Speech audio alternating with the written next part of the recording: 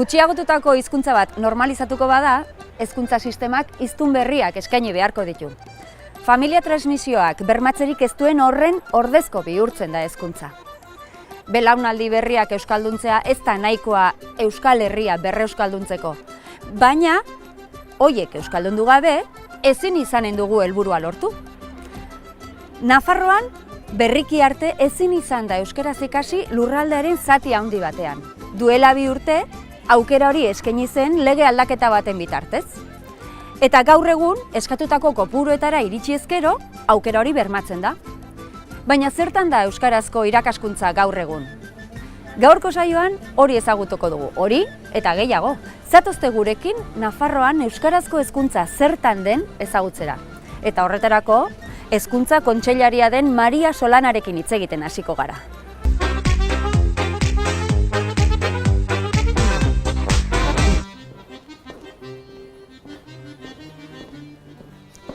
Kaixo. Egunon. Baita zuri, Maria. Ongi etorria. Galdera batzuk erantzuteko prest, bai? Bai. Bueno. Maria, hasiko natzaizu orduan zuzenean. Ze aukera ditu hezkuntza sailak D eredua zabaltzeko? Aukerak denak, egun aukerak amaigabeak dira. Askatasun osoz, eskubide osoz eta berme osoz aukera badago zabaltzeko jendeak nahi haina. Nafarroko hegoaldean orain aukera zabaldu da. Eta euskaraz ikastekoa diot. Orain arte ikastolek egin dute lan hori, kontseilari zaren enean, zer daukazu burutan 2 aukerak ikaslez betetzeko?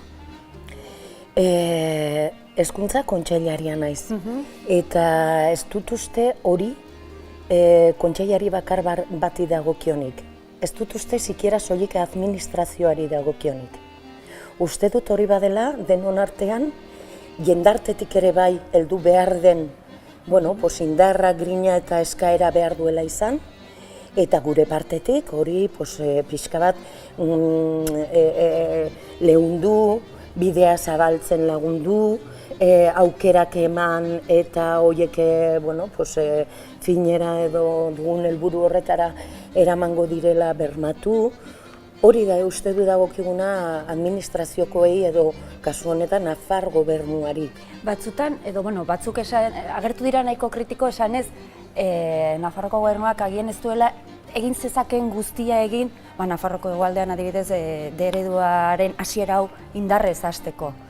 Kritika hori zentzuzkoa da zure ustez? Zilegi da eta seguruenera badute arrazoiak esaten duten hori. Baina hori esatekin ez da nahikoa. Ez dut nik jaso, bederenik ez, proposamen ordenaturik, zehatzik eta ongi antolaturik esateko nola beharko genuken egin, edo nola beharko geniokenekin. Ez dut horren berririk jaso. Orain joanen naiz pixka bat berriro ere adintarte txikira. 0-3 edo nahi duzuna edo derrigorrezko hezkuntzara. D ereduak 3 hizkuntza bermatzen dizkizu. Gainontzekoek 2. D eredua orokortzeak 2 hizkuntzak jakiteak ekarriko luke. Nola bermatu dezakegu hori? Ez alitzateke Nafar guztiei 2 hizkuntza horiek ezagutzeko aukera bermatu behar, D eredua orokortzen? Gizu zergatik ez den egiten, legeak orain aukera ematen digu eskaintzeko euskarazko eredua. Baina ez digu baimentzen esartzea soilik eta euskarazko eredu bat lurralde osorako. Ezin dugu hori nahasi eta ezin dugu pentsatu gauza batek besterako bidea zabaldu digunik. Hori engainatzea litzateke. Eta ez dizut denbora gehiago kenduko, Bakarrik erakutsi nahi dizut, Maria, beste argazki hau. Mira, hau segurazki ikusia duzu. Esposa dice que si gobierna tirará a la basura las medidas que apoyan al euskera, de apoyo al euskera. Bere fanfarroneria hori, zakarrontzia botatze hori, horrek agerian uste du benetan, berak eta bere alderdiak euskararekiko duten jarrera zein den, eta zer nolako gorrotoa dioten hainbat gure hizkuntzarekin zerikusia duten hainbat hori, ez bakarrik euskarari berari, baizik eta euskaran inguruan sortzen eta altzatzen den guztiari. Hori esan dute gobernuan guzartu eta lehenengo egunetik ari gara entzuten hori. Ze igual 2 urte igaro dira eta orain arte ez dugu aditu. Guk bai aditu izan diogu lehenengo egunetik hori esaten. Eta badakizu zein den horri aurre egiteko neurririk eraginkorrena? Zein da? Bueno, pues gauzak egitea modu ofizialean, legalean, berme guziarekin, gehiengoaren babesarekin, beraiek heldu eta hurrengo egunean hori egin ezin izango dutelako. Ze gauzak aldatzen badira errotik eta aldatzen badira normatan eta aldatzen badira gehiengoen babesarekin, beraiek ez duten nahikoa izanen gobernua irabaztearekin. Ba ez dezu denbora gehiago kenduko, Maria. Mila esker, eskaini diguzun tarte zabal honengatik. Eskerrik asko zuei. Jarraituko dugu, Bale, jarraitu behar dugula uste dute, gauza asko gelditu dira zeintzilik. Bale. Hezkuntza sistema ongi baino hobeto ezagutzen duten 3 protagonista elkarrizketatuko ditugu segidan. Nafarroako ikastoletako zuzendaria, Nafarroako ikastetxe publikoetako zuzendarien ordezkaria eta sortzeneko arduraduna. Zein baino zein interesgarriagoa. Entzun!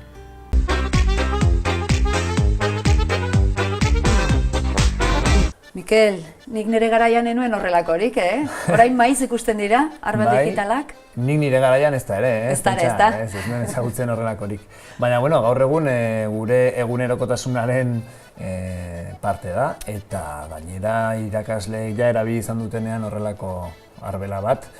Gutxitan erabiltzen dute ja aurretik klarionarekin eta erabiltzen genuen ura. Ez dauka haren xarma dena den, Ez, baditu bere arazo txikiak ere, badakizu teknologia, batzutan hasten zara idazten hemen eta marra mugitu zaizu beste aldera, kalibratu behar dira eta olako gozak, baina horregatik izaten dugu gela guztietan ere beste arbela, bada ezpada. Baina honen aukera, infinitoa dira. Hemen jartzen duena, Nize. Zer da Nize? Nize, bai. Nize bagara Nafarroako ikastetxeko zuzendaritzak kideen elkarte bat. Zuzendariak zaudete bertan. Bai, hori da, zuzendarien elkartea da, eta bada D-eredu publikoko zuzendarien elkarte bat. Eta egin beharrak? Nizeren egin beharrak? Egin beharren artean nagusiena izaten da departamentuarekin harremanak izatea, eta horrelako bultzatzea harreman instituzional zuzenago bat, gure inguruan dauden eragile ezberdinekin, ez bakarrik hezkuntza departamentuarekin, bai euskalgintzarekin, eta baita ere guk geuk oso erabilgarria ikusten dugu geure arazoak, gure kezkak eta konpartitzeko gainontzeko ikastetxeekin, eta gainera ikastetxe ezberdinak daude tartean, handiak, txikiak, ertainak, eta horrek aberazten digu gero gure eguneroko lana. D-ereduko ikastetxeak esan duzu, Bai. Zein da Nafarroako errealitatea? D-ereduaren errealitatea. Gaur egun, egiten badugolako atzerabide historiko bat, esango genuke oraingo egoera ona dela. Konparatzen baldin badugu duela 40 urte zegoen egoerarekin noski. Izan daitekeen honena? Ez, noski. Hori izan dira atzera pausu, aurrera pausu ezberdinak historian zehar. Orain bagaude, egoera goxoago batean, askotatik edo aspaldidanik hori izan dugun kezka batek irtenbidea izan duelako, eta bada Nafar guztiek gutxienez eskaera eginda eta nahia adierazita badutela aukera bat euskeraz ikasteko Nafarroako edozein lekutan. Hau oso baieztapen zabala da, baditu bere ñabardurak eta, baina iritsi zen duela urte, terdi 2 urte, erabaki hori, eta esango genuke D-eredu publikoak orain bizi duela momentu on bat alde horretatik baduelako zabaltzeko aukera hori. Ikastetxeetan euskaraz ikasten dugu, baina ikastetxeetako eskaintza honekin ezin dugu gizarte euskaldundu erabat. Ikastetxeetako mugak gainditu behar ditugu eta gizartearekin harremanetan jarri. Nizek badurren helburuarekin proiekturen bat edo? Bai, ikastetxeek normalean bilatzen dugun edo ahulezi nabariena hori da, eta bilatzen dugu askotan aisialdian edo umeei eta familiei eskaintzea nolabaiteko jarraipena akademikoki egiten dugunetik kanpo, ezta? Eta adibide asko daude, adibidez hemen Txantrean badago Auzotegi elkartea edo Euskaldunon biltoki, beran eskaintzen zaizkie pelikulak adibidez euskeraz aurrei, zenbait ikastaro euskeraz direna bakarrik eta implikatuta daudena familiak eta aurrak berak, adibidez Gabonetarako apainketa ikastaro bat, eta bertan guraso jaten dira umeekin eta euskeraz hitz egiten dute, nola genitzazketen gauzak eta. Baina bai, orain arte aritu gara, esan didazun bezala, arlo akademikoa, zein hezkuntza, horrezkuntza eta, baina Nafarroan argi dago erronka handiena erabilpena dela. Euskara entzuten da, nik uste lehen baino gehiago, baina hor bide izugarria dago egiteko. Normalizazioaren erronka ez da bakarrik eskaintza izatea ikastetxeetan euskeraz ikasteko. Eta azkenik, Mikel, ja ez dizu denbora gehiago kenduko. D-ereduak, D-ereduan zaudetenok, baduzu harremana beste gainontzeko ereduekin? Besteek ikusten dute euskararen beharra? Bai, adibidez, hemen, txantrean ni Bernard Etxepare ikastetxeko zuzendaria naiz, eta aurten, kuriosoa da, ikusten genuela beti ematen ari direla irudi bat non badirudi euskara den gauza bat banatzen gaituen, ez? Orduan, iazko korrikan, adibidez, gonbitea luzatu genien auzo honetako beste bi ikastetxeri, publikoak ere bai, A eredua dutenak eta baita ere G eredua eta. Eta horietako batek gonbite hartu zuen, gainera bada Garzia Galdeano, hemen dagoen ikastetxe bat, etorkin pila bat dituena eta animatu ziren pila bat, horrelako gauza batean gurekin batera korrika txikia egitera. Hori izan zen hazia eta sortu genuen hortikan, adibidez, proiektu berritzaile bat, non deitzen den auzoa endredatzen edo, eta ikasturte honetan zehar izango ditugu jarduera ezberdinak, bai beraien errealitatea guk ezagutzeko, eta baita beraiek ere, D-ereduko ikastetxe batean egiten diren euskal kulturaren inguruko zenbait jardueretan eta parte hartzeko, maila ezberdinetan, bai gurasoen artean, irakasleen artean, ikasleen artean. Orduan nik uste hori balioan edo jarri behar den gauza bat dela. Mikel, esan bezala, ez dizu denbora gehiago kenduko, baina galdera badoka zalantza bat, hemen Hamaika telebistara ikus daiteke edo ez? Pantaila honetan, noski segura? baietz, bai. Baina hori ere gutxi bat, posible balin bada, bai? Bai, jarriko dizut. Ea ba. Hortxe. Bai, bagaude. Inungo arazorik gabe, hortxe zaudete. Osoki, eskerrik asko, Mikel. Zuri, inuzu edo? Bai.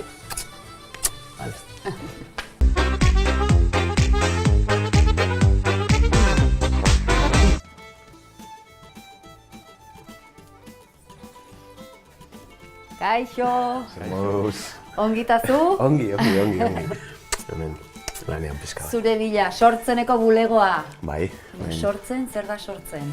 Sortzen elkartzen gara gehien bat, D-ereduko, guraso elkarteak, baina baita ere, eskolak, irakaslego, orokorrean, guk esaten dugu hezkuntza komunitatea, D-ereduko euskarazko irakaskuntzaren hezkuntza komunitatea. Ongi, eta gurasoen implikazioa D-eredu honetan zein da? Fase ezberdinak, D-ereduak ere, fase ezberdinak bizi izan ditu, gogoratu behar ditu, orain dela 40 urte, bai Iruña batean udal ikastolak hasi zirenean, gurasoek ere bultza egin zutelako, gurasoak, eta irakasleak ere, gero ere, hasi ziren ere, beste eskoletan, G eredua edo erdarazko hezkuntza, zegoen eskoletan, hor ere gurasoen implikazioarengatik, gurasoek egindako borrokarengatik D-ereduko lerro txiki bat hasi ziren, Iruña herri osoan, eta baita ere, orain ikusten ari gara, beste herrietan, Iruñatik bera sortzen ari diren bezala, orain dela 25 urte hemen Aldezarra batean, San Franciscon, Atargin, Atarrabian, edo Txantra batean Bernard Etxeparen, Patxi-Larraintzarren horrela hasi ziren, orduan borroka honengatik. Aipatu duzu garai batean hasi ziren bezala, orain gaur egun ere Nafarroako hegoaldera zabaldu dela, D-ereduan matrikulatzeko aukera zabaldu da, baina agian ez da izan, espero zen matrikulazio kopuru hori zer gertatzen da, zer dago horren atzean? Guk esaten dugu, gu bizi izan dugula, bizi izan ditugula horren matrikulazio kanpaina horiek, jaitsi garela herrietara, hor bizi behar da egoera horiek, bizi behar dira realitate horiek, Kaparroso batean edo Mendigorria batean ere, egon garela hor, D-eredu aukeratu dutenek ere, kriston balio dute, eta berai, horregatik, lehenengo momentutik aldarrikatu duguna, doskatu duguna hezkuntza patentu hori da babesa. Familia horiei babesa, Aurrek gurasoak izaten dituzte eredu, eta gurasoek ikusi beharra dute euskaraz ikastea beharrezkoa dela. Hori ikusi ezkero, aurrek agian ere beste, beti hartzen ditugulako eredu, ez? Bai, horregatik, hor baukagu, orain dela ja, aurten 5. urtea ja da, ez? Diman eta Aitor ikastolan hor egian, ikas euskaldunen laniztun proiektua, ez? Jarri zen martxan, froga piloto bezala, urten ja, borobilduko da, ja, piloto izatetik ja, pasako da, ja, ez? Hor, programa oso bat izatera, pasan urtean Ugarten hemen, Ugarte Iruñan hasi ziren ere, eta hor, proiektu edo programa horren bidez nahi duguna da, ez?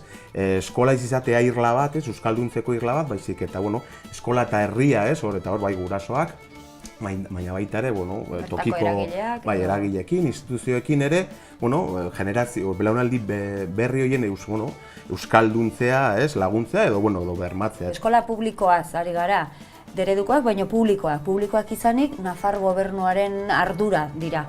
Horrek esan nahi du edo harremanak onak direla? Onak, harremanak badaude, hori azteko. Beharrezkoa dira, beraien ardura. Hori dela bi urte apenas harremanik ez zegoen, hezkuntza apartamentoarekin, hori alde batetik, harremana badago, hor gertatzen dena da, hori, aldaketa etorri zenean ere sortzen bezala esatek nuen, upenen garaietatik gatoz, bagenekien, aurren matrikulazio kanpaina etortzen zen, edo Iribaz, edo upeneko kontseilaria etortzen zen, ez dakiz informazioen, edo ez dakiz zer, edo Guardia Zibila, edo mapak zirela, bagenekien hor eraso bat zegoela, orain, hori apaldu da upenek jarraitzen du, bere kanpainekin, baina bintzaia ofizialki, hor, departamentoan beste jende bat badago, Orduan, esan duan bezala, harremana badago, baina lan asko egin behar da, eta lan horrek, edo lan izugarri horrek suposatzen duena da, inbertsioak egin behar direla ere, eta askotan elkartu garenean hori izan da, aurre eskoletan euskara zabaltzeko, edo dereduko eskolak zabaltzeko, edo lanbide heziketan euskarazko eskaintza handitzeko, hori dirua behar da guzti horretarako, baina esaten dute dirurik ez dagoela. Inbertsioaz aparte, Nafarroko gobernuak zer egin beharko luke, orain arte egin ez duena? Azteko hori, lege aldatzea, euskarari ofizialtasuna edo bere berezko postua hor jartzeren hori ezinbestekoa. Eta horrek lagunduko ziola hori, dereduko lerroak zabaltzeri, zen hor familiak ikusiko zuten ostea. Hau, nire seme-alabek ikasi beharko dute, zeren hor, badago eredu batean, ikasten dute euskera, gaztelera eta ingelesa, Orduan, zer nahiago dut, 3 hezkuntza horien artean, 2, ofizialak direnan nire lurraldean, edo bakarrik ikaste euskera eta gaztelania eta ingelesa pizka bat. Zerrenda bakarrena, aipatzen ari da egun hauetan, hor ere... Sergio, zerrenda bakarra aipatzen duzu? Baina zer da zerrenda bakarra? Da, jendeak ulertzeko, gaur egun, irakaskuntzan, edo, irakaslegoen artean 2 zerrenda daude, dereduan irakasten dutenak, edo dereduan aritzen diren irakasleak hor zerrenda bat osatzen dute, eta beste zerrenda batean, bakarrik A eta G ereduan, erdarazko, gaztelerazko postuetan. Hor ere, bakoitza bere puntazioa dauka, eta gerta daitek ere, plazak egotea, kubritzeko, erdarazko eskoletan, eta kubritzea dereduko zerrendetan, baina berago daudenak, baina euskara eskatzen ez duten beste postu batzuk kubritzeko ere, euskalduna zara, baina gaztelaniaz badakizu. Euskalduna elebiduna da. Hori da, baina hori irakaskuntzan ez da gertatzen, orduan segregazio bat dago, hor euskara jakiteagatik ere, gutxietxia zaude. Badago lana, Badago lana. Oso ongi, Sergio. Ez dizu denbora gehiago kenduko, utziko zaitut, lehen lanean harrapatu zaitut, orain ere lanean utziko zaitut, bai? Zuri.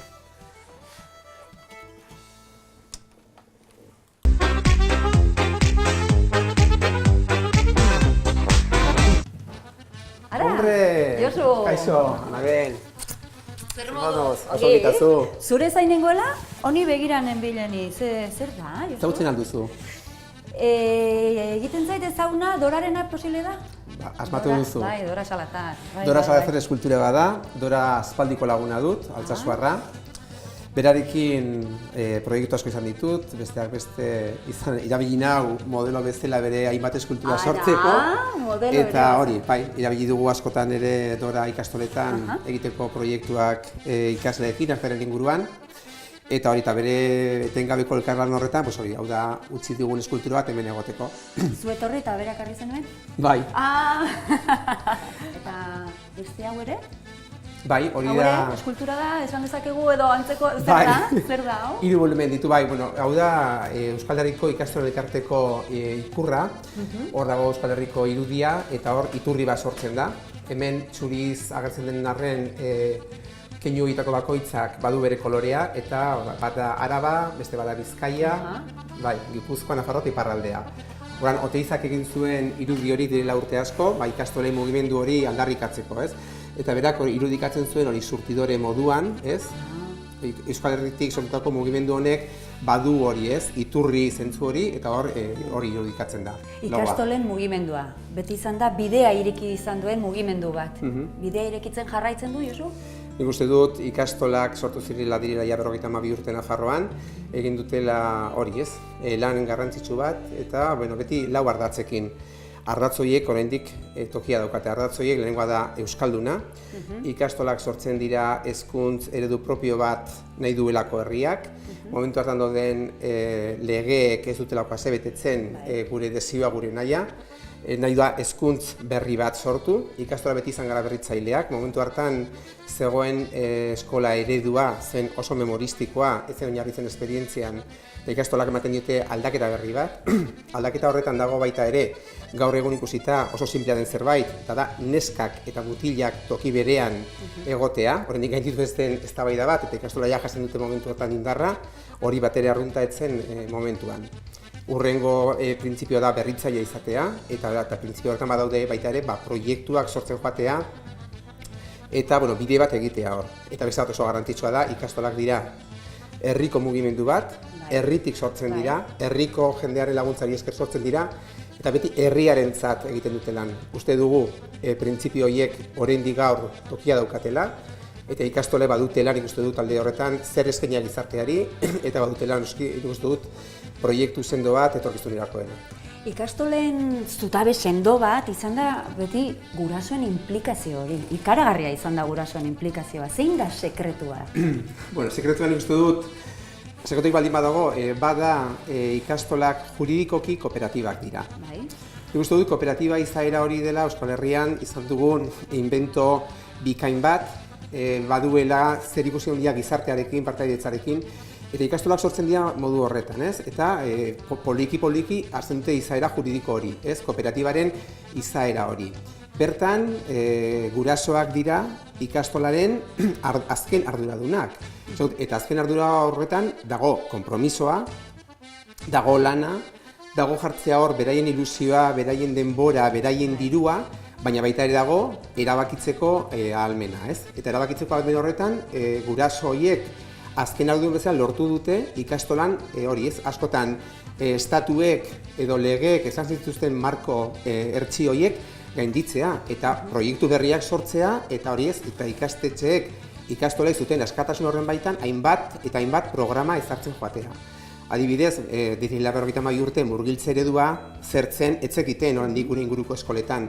Oran, modu ere bat intuitiboan ikastolek, guraso horiek, jasen dute hori, ez?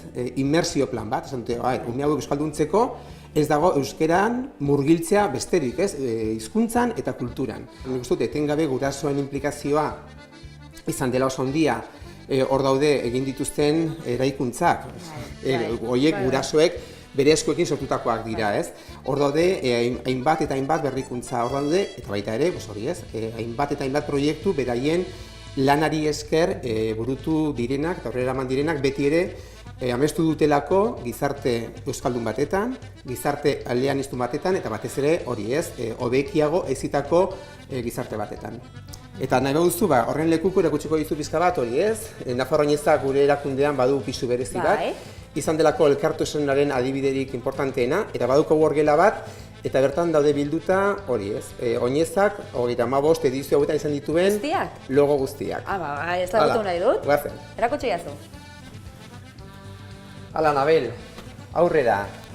Begira, hau da nieko batzargela, hemen elkartzen dira gurasoen ordezkariak hilabetero. Bai. Eta hemen ditugu jasota altxor bat bezala, ikastolen historian zehar Nafarroan, izan ditugun 36 Nafarroinezetako logoak eta leloak. Kartelak ez da? Bai, hori da. Ja, ezagunak eta dena, hasiko nintzateke zein da zarrena? Lehenengoa zein da? Begira, hauxe da zarrena, 81ekoa, Altsasun egin zeneko Nafarroineza. Zailtasunak badaude? Momentu honetan non daude zailtasunak proiektua garatzerako orduan? Bueno, zailtasunak beti bide berriak irekitzen direnean ez da erraza, ez? Denok aurkitzen dugu gure konfort espazio horretan eta hor sentitzen gara oso, ez? Horan, kompetentzien ibilbide honek baita ere jartzen du irakaslegoaren papera toki garrantzitsu batetan eta, klaro, formazio guzti hau ez litzateke posible izango irakasleen formazio bat eta beste doikuntza bat gabe. Horan, ikastolek ere dut hor egin dutela lan berezi bat. Ikusi dutelako metodologiak, proiektuak ezartzea ez dela posible, hori guztia ez baldin badago benetan oinarrituta irakaslegoaren formakuntza sendo batetan. Horan, ikastoletako irakasleen egonkortasunak askotan posible egin du baita ere proiektu egonkorrak sortu ahal izatea. Hezkuntza munduan proiektuak ez dira urte batetik bestera aplikatu, ebaluatu eta ondorioztatu daitezkeen zerbait, epea luzeak dira. Denbora behar da proiektuek aurrera emateko, orduan nik uste dut egonkortasun horri lagundu digula eta nik uste dut zailtasun bat den hori bera bilakatzen da baita ere aukera bat aurrera egiteko. Orain berriki, ikastetxe publikoetan D ereduaren aukera ere zabaldu da eta euskaltzalentzat berri pozgarria da. Baina nola egin behar dugu ikastolei eragin ez diezaien? Hau da, bi aukerak ikaslez betetzeko zer egin behar dugu? Ze galdera ona. Nik uste dut hori, lege hau denok txalotu genuela, esaten duzun bezala, lege honek Nafarroa osoko pertsona guztien hizkuntz eskubideak berdintzen ditu eta hori beti pozgarria da. Onartezina zelako, zonalde batetan ez, hiztunak toki batetan jaio edo bestetan jaio horrek markatzea bere hizkuntz eskubideak, hori txalotu genuen hasieratik denok, baina egia da gero praktika honek badituela bere ondorioak, ez? Esan dudan bezala, proiektu hauek ez daude erabat egonkortuta, proiektu hauek ez daude jendez gainezka aurrera egiteko, badakigu ze kopurutan mugatzen garen. Orduan, beti nik uste dut euskaltzale guztiok, ez? Eta erakunde ezberdinok lege hau ikusten genuen modu erabat positiboan, baldin eta ziurtatzen bat zuen, hori ez, ikastola eredua bat, gehi eskola publikoan sortzen zen eredua bat gehi bat horretatik bi bat izango bagenu. Baina eman daiteke paradoxa hori ez, justo bat gehi bat ez izatea bi, baizik eta ia berdin zero ez. Mila esker, Josu, zure azalpen guzti hauengatik, eta agian beste egunen batean etorriko naiz, baina zurekin jolastera, Bale, primeran, oso ondo, mila esker zuei, placer bat. Hortik kanpo, joan behar du,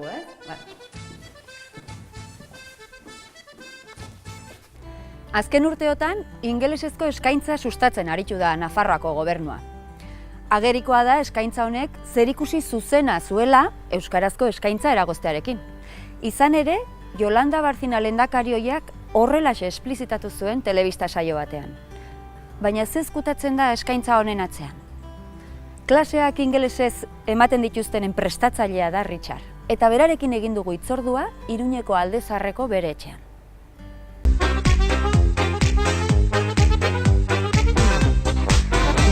Richard, zu ibili zara eskolak ingelesez eman behar zituzten irakasle horiek prestatzen, ezta?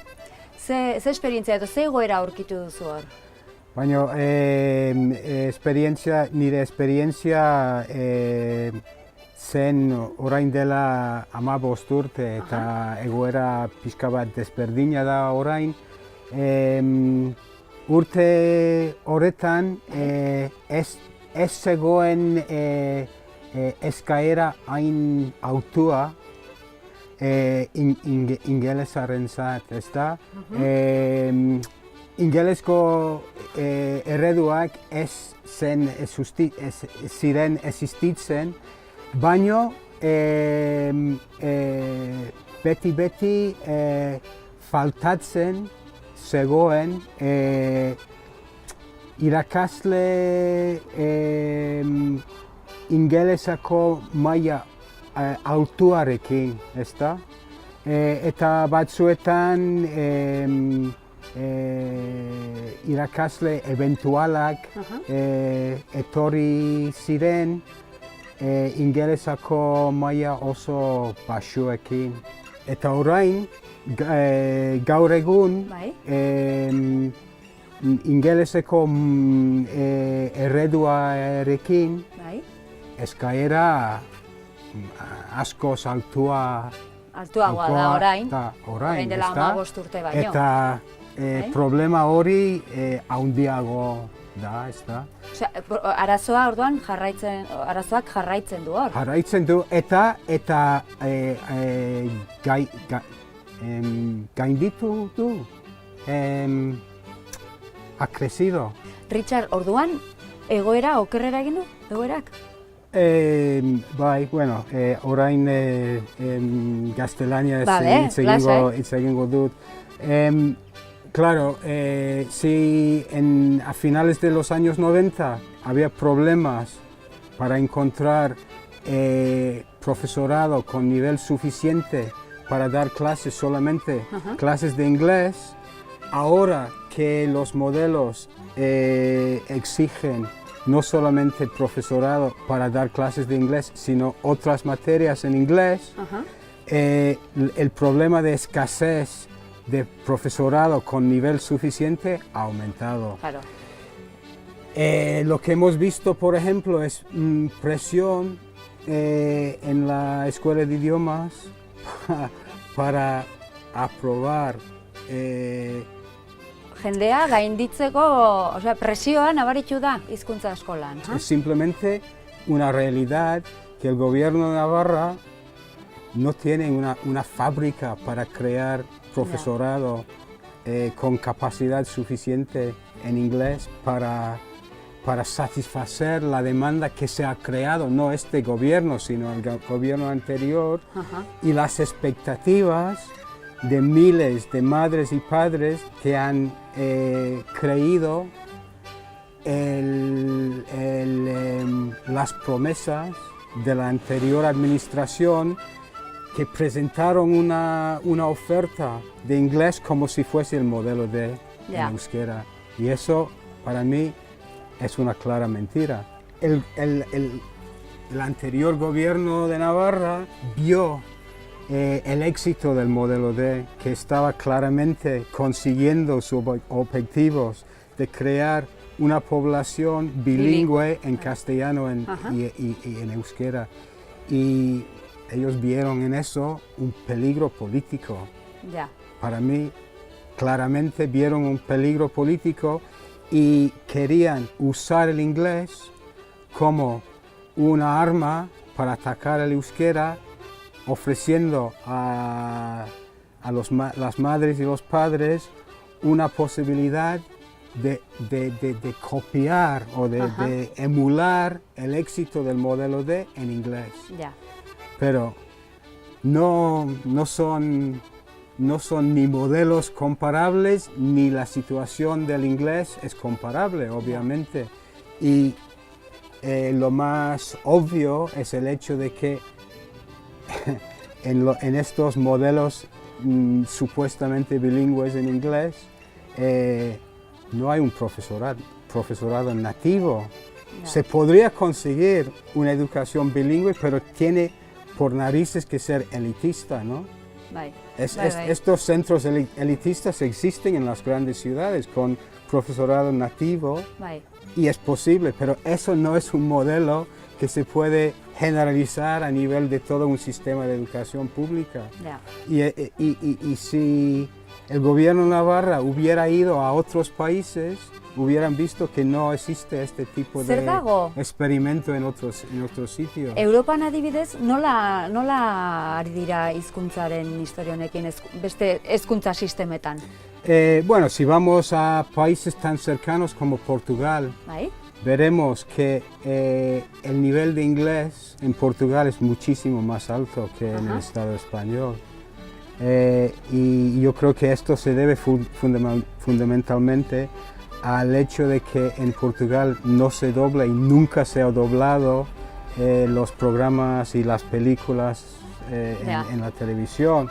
Entonces la juventud, si quieres, chupa los idiomas extranjeros cuando están viendo la televisión, aprenden de una manera muy natural. Franco, por motivos políticos, introdujo el doblaje en el Estado español y yo creo que eso es la razón fundamental por las dificultades que parecen tener los estudiantes de los idiomas extranjeros aquí en el Estado español.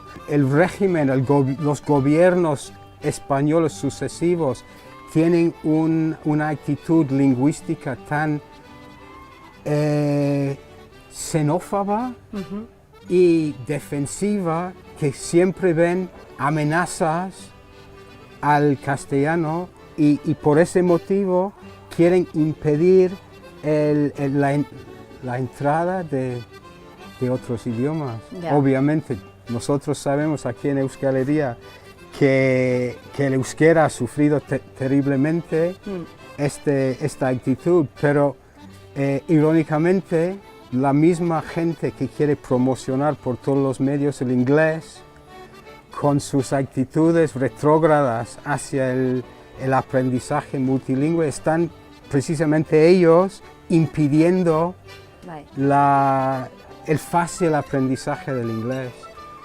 Y además, bueno, estoy quitando las preguntas, pero para aprender bien el inglés, ¿qué preparación mejor que tener el bilingüismo que ofrece el modelo D? Cualquier persona que ya maneja dos registros como el castellano y el euskera está 1000 veces mejor preparado para aprender bien el inglés que alguien que solamente maneja el castellano. Hay un convencimiento por parte de partidos políticos como UPN o el PP de que para mantener su nivel de apoyo en la población hay que mantener una tradición larga de miedo hacia lo desconocido y un miedo hacia el euskera, por ejemplo, como una amenaza. Ezin argiago hitz egin du Richardek. Bere hausnarketek garbi uzten dute zer ezkutatzen den eskaintza horren atzean. Hezkuntza sisteman euskararen ikuspuntutik ahaztua egon den beste eskaintza bat lanbide heziketarena da. Elizondoko lanbide eskolara joanen gara gehiago ezagutzeko asmoz.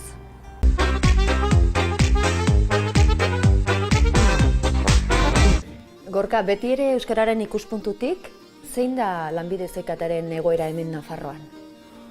Errango nizuke, Nafarro mailan seikoiztu igual izanen dela euskarazko eskaintza.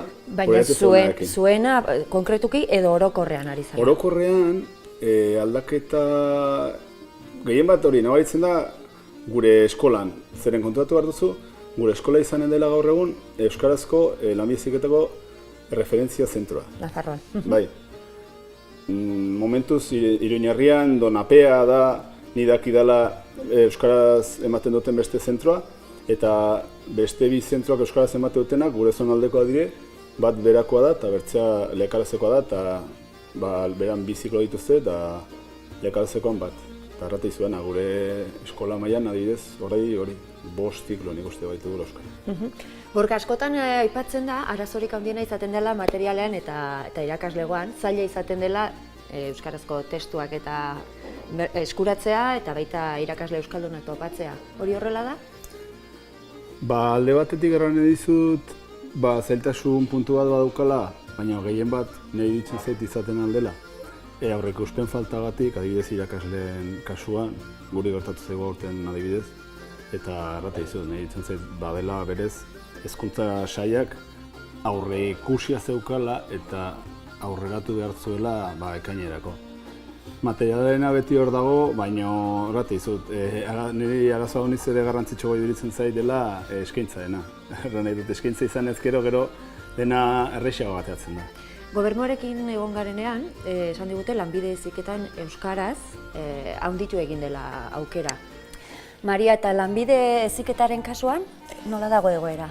Bueno, hasia gara oreka erabatekoa lortze alderako bidea egiten. Ze ikusten zen ere bai horretan. Unibertsitatean gertatzen da, baina lanbide heziketan ere bai. Gero eta gehiago direla, beraien ikasketak euskaraz egiten dituzten ikasleak, eta gero aukerik ez dutenak jarraitzeko lanbide heziketaren bide horretatik euskaraz egiten. Grado gutxi batzu bagenituen eta orain handitu egin da. 100%eraino ere bai, ez da, edo gertaliteke ez dirudi asko. Ez dirudi asko, baina zenbakitan bada bastante.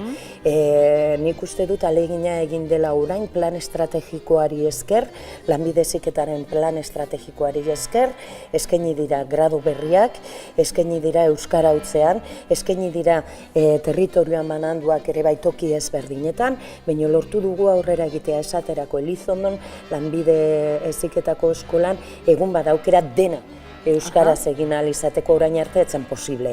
Gehiena euskaraz bai, baina oraindik ere baziren zenbait ikasgai eta erderaz egin behar zirenak. Orain horri buelta eman diogu eta lortu dugu gradoak osorik euskaraz eskaintzea. Eta baita ere gainontzeko hainbat tokitan euskarazko eskaintza handitzea. Hemen Iruñean hainbat familia ezberdinetan eginda zabaldu eskaintza, eta denetan orar esan behar duguna da gainera harrera oso ona izan dugula. Ikasleek hartu dituztela gradu horiek eta euskarazko graduetan izana eman dutela, eta itzinera begira horrek ematen digu bermea eta indarra ere, egin dugun bezala orain, aurrera egiten jarraitzeko, gero eta gradu gehiago, gero eta plaza gehiago euskaraz eskaini ahal izateko lanbide heziketan. Nola baloratzen duzu guzti hau? Bueno, alde batetik oso positiboki baloratzen dugu, egan dugun bezala, noizbait ere lortu dugulakoz euskarazko eskaintza bat eukitzea, bada gauza bat aldarrikatzen genuna eskola mailan zuzendaritza taldek azkeneko urte parrasta batean eskatu izan duten gauza da. Baina beste aldetik, momentuz iruditzen zaigu nahiko eskaintza txikia dela. Eta beste aldetik positibo izan eta ikusten duguna da aukera zabala dauzkela gainik ere. Orduan, positiboak izate lobek izanen da eta pensatuko dugu eskaintza gehiago izateko aukera badela. Eta nola jokatu behar dugu euskarak aurrera egin dezan? Nork zer egin behar du aurrera egiteko? Nik argi ikuste dut eta hortan lantzen aritu dire sortzenekoak eta beste euskal institutuen zuzendaritzak edo euskarazko institutoen zuzendari taldeak eta badakit aritu izan direla, adibidez, aurre matrikulazio garaian, aurre matrikulan barne, olako puntu bat edo jarri izan dute, zeinetan ikasle euskaldunek adierazten duten beraien gogoa euskaraz ikasteko eta horrelako ekimenekin bultzatu ahal izango dugu eskaintza euskaraz izatea. Zen hemen urtez gertatu izan zaigu, eskaintza ez dela egin, eskairik ez omen zelako. Azterketa hori egin ez delako edo... Ez da aztertu, ez dute baloratu nahi izan du, erkidegoa ondoan izatean ere, baloratu izan du da euskaraz ikasi nahi zuena, ara joan zedin, berez iruditzen zaidela pixka bat badela utzikeria, baina orduan, iruditzen zait alde horretatik eragin dezakegula, eragiten dugu bigarren hezkuntzan euskaraz ikastea igorriz, eta beste aldetik ikasle horiengan hori da. Sortzen badugu eskaintza eskaria hori, gero eskaintza ere atzetik edo gibeletik etorriko zeko.